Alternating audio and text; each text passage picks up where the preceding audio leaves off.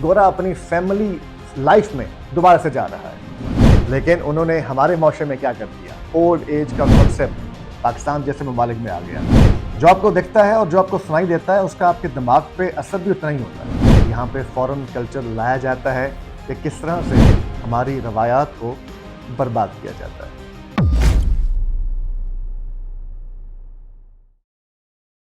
मुझे अच्छी तरह याद है, एफएससी के ज़माने की बात है कि जब हमें शुरू में शौक हुआ कि हमने डॉक्टर बनना है।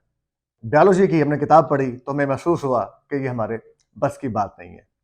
फिर हुजूर वाला क्या होना था, प्री इंजीनियरिंग यानी कि प्री मेडिकल में हमने एडमिशन लिया और फिर हम एक उस तरफ लग गए जिस तरफ घर वालों ने हमें और आपको लगाया हुआ था।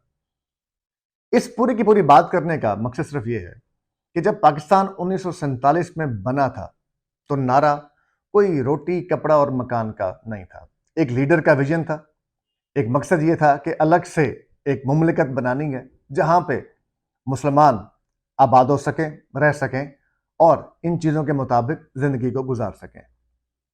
मज़े की बात यह है कि रोटी कपड़ा मकान का नारा बाद में आया। जब हम एफएससी के ज़माने से बाहर निकले तो आसपास के लोग भी हमें यह कहते थे कि जनाब पढ़ोगे तो अच्छी जॉब मिलेगी।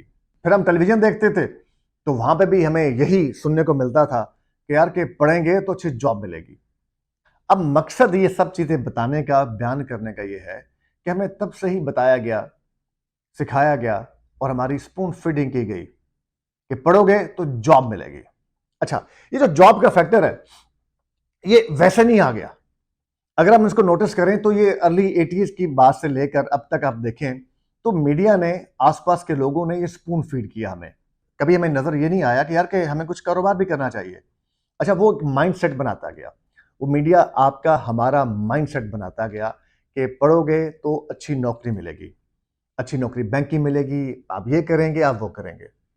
अब इसके पीछे सिनेरियो क्या है, बात समझने वाली ये है कि अगर आप नोटिस करें तो जनाब आपको बाहर के ममालिक ने सबसे पहले लगा दिया जॉब्स के ऊपर, आपको जॉब से लगा दिया, बिजनेस से आपका फोकस हटा दिया, पूरे का पूरा फोकस और आपको इस चीज पे लगाया गया, समझाया गया कि जी नौकरी अच्छी है और कारोबार अच्छा नहीं है। खैर वो कभी ये नहीं बताते थे कि कारोबार अच्छा नहीं है, लेकिन आपको सिर्फ नौकरी नौकरी की भाषा बताते बताते वो सिर्फ ये बताना चाहते थे कि फोकस आपका नौकरी पे रहे, जॉब पे रहे। जो आपको दिखता है और जो आपको सुनाई देता है उसका आपके दिमाग पे असर भी उतना ही होता है। तो जॉब का असर हमारी नौजवान नस्ल पे बहुत ज्यादा रहा।